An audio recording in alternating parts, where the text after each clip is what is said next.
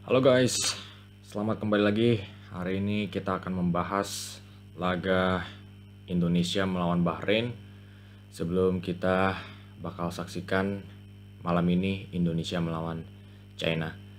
Jadi kita akan coba bahas dari segi taktik apa yang dilakukan oleh Sintayong melawan Bahrain. Sebetulnya cukup berhasil kok.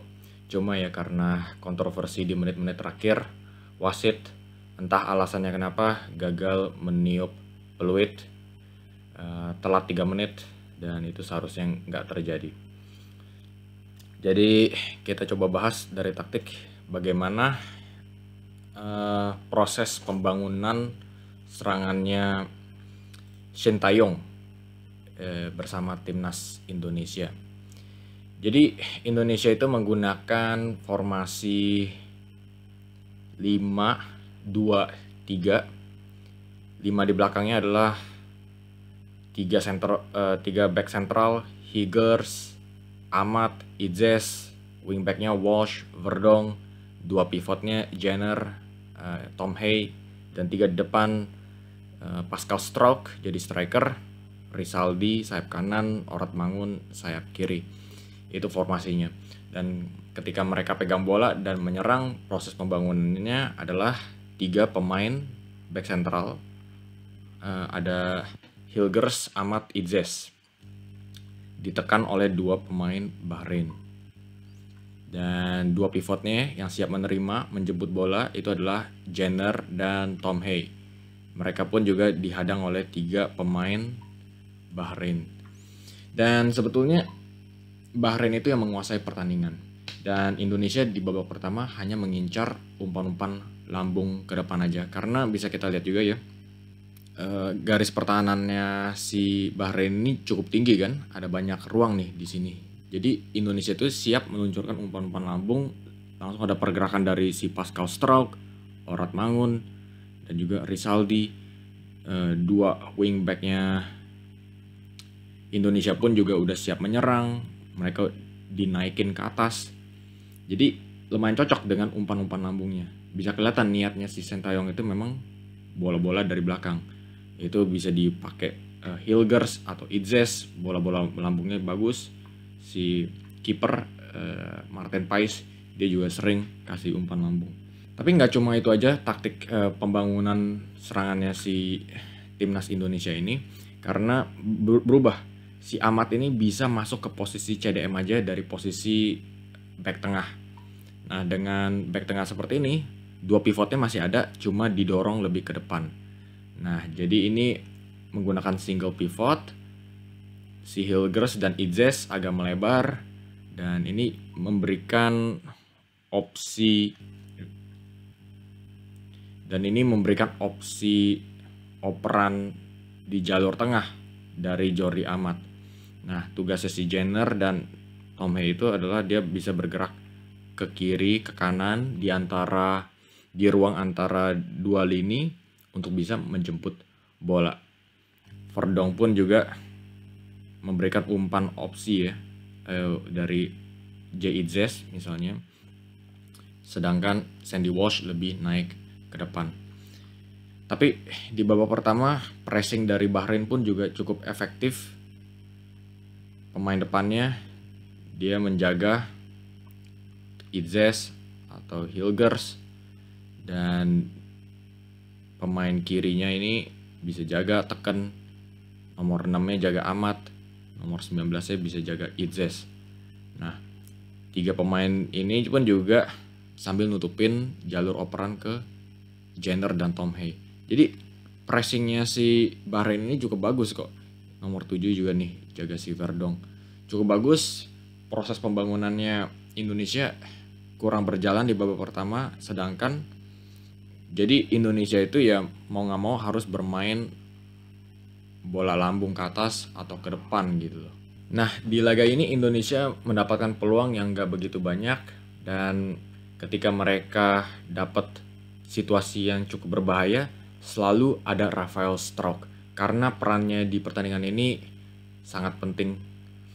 Jadi apa yang terjadi, terutama di babak kedua, Sintayong itu membuat beberapa perubahan Salah satunya adalah Eleanor Reinders menggantikan Sandy Walsh dan Rizky Ridho menggantikan Jordi Amat. Nah, dengan dua pergantian ini bentuk formasinya sekarang menjadi 4-3-3. Verdonk jadi back kiri, Reinders back kanan, Idzes dan Ridho menjadi back tengah, dan Jenner yang menjadi pivot yang menggantikan Jordi Amat. Dan dua di depannya adalah Tom Hay dan Hilgers. Nah, tiba-tiba nih Hilgers bisa menjadi inverted fullback dari posisi tengah karena sudah ada Ridho di sana.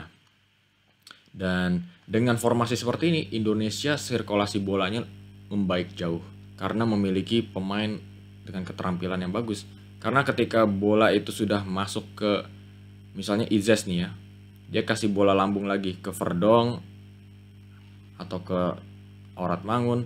Nah, ada opsi dari Hilgers. Karena di posisi ini Hilgers dia juga bisa memberikan dampak ofensif.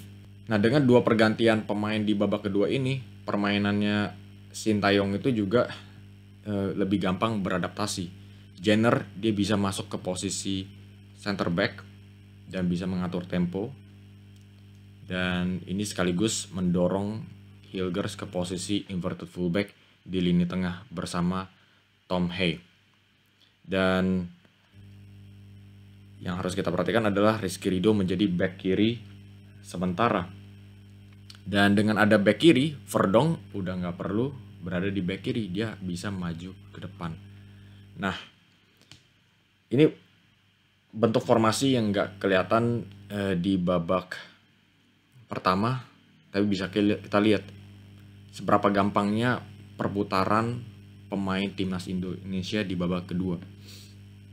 Nah, kenapa saya mau ngomongin tentang Verdonk di sayap kiri? Karena dengan adanya sayap kiri, si Rafael Strok sekarang bisa beroperasi di area half space kanannya Bahrain. Nah, menurut saya Strok itu kan mulainya tuh jadi striker, tapi dia itu sebetulnya lebih cocok di lebih beroperasi di sayap kiri karena dia itu lebih suka bebas, dia suka berkeliaran gitu loh di tengah malam misalnya begitu. Karena dia pintar cari ruang di antar dua lini.